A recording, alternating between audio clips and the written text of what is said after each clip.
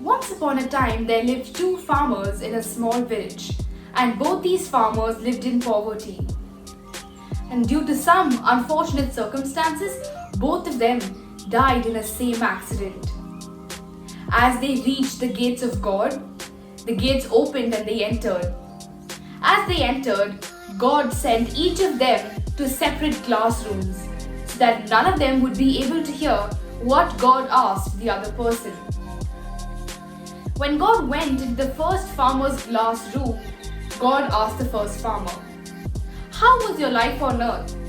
Was there any wish of yours that was unfulfilled or that you desired could be the outcome of your life?" The farmer looked at God, and as soon as he asked that question, the first farmer started complaining. He said to God, Is the life that I lived even called a life? He started complaining and whining about how difficult his life was, about how he was not able to enjoy any of the luxuries that life had to offer. Neither was he able to fulfill all of his desires. He told God that I lived a life almost of just hands to mouth, where all of my incomes were only enough to feed my family, and I had nothing extra left, so that I could buy what I wanted and live the life that I actually dreamed of. God completely understood the perspective of the first farmer and told him that if there was anything that he wished that was unfulfilled in his first life, God was ready to fulfill it in his next life. And the farmer said, "God, I want to be free. I want to be free of all my debts, of all extra expenses. I don't want anybody coming to me and asking for money, nor do I want any opportunity where I have to give money to another person. I want all of the money that I earn, and I want it to be as if though the money is coming to me for free." God smiled at the first farmer and said, "Tathastu." And then God went into the second farmer's glass room, where he asked the same question to the second farmer. And that farmer surprised God with the way he answered. And he said to God, "Thank you so much for giving me the life that I was given. I had just enough money to meet all of my expenses and just enough money to keep food on the table and to keep my family safe and healthy. The only one regret I have in life is that whenever somebody came to my house, I had to send them back empty-handed. And I wish, God, that the next life that I get, I don't want anybody leaving my house empty-handed. So please give me that kind of a life where I am able to be generous and give people what they want and not go empty-handed from my house." God was very happy with the way he answered and said, "Tathastu."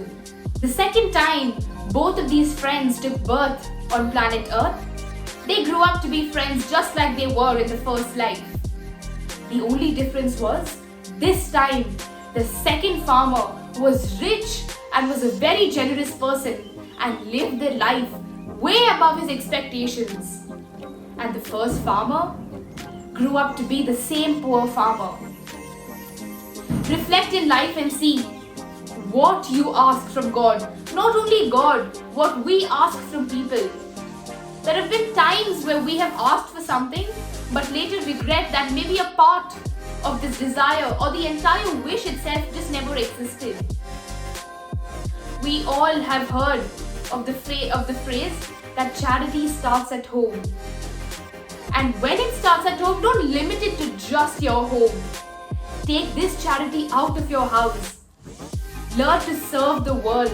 Learn to give to the world. And when I say give, I don't mean learning to give money. Going to NGOs and giving money to people does not only mean charity. It is a part of charity. Learn to give people your time, your service, and most of all, your love. The biggest thing you can do in the most smallest way is telling people that they are wanted and that their presence is important to us. so that when we are in a situation where we need that moral support that the world needs to give us, we know that these people will be there. We can give without loving, but we can never love without giving. Just by giving money, we do not become big people. Even the most smallest things we do can prove to be the most powerful things that the world or the people around us have ever experienced. So let's go ahead in life and start small acts of kindness and go beyond just our house, beyond just our social circle, and beyond just the people we know and we love and care. Let's start giving to the world what they actually need. So when a time comes where we need the world to support us, when we need the world and our loved one to be with us, they are always there at our side at every beck and call.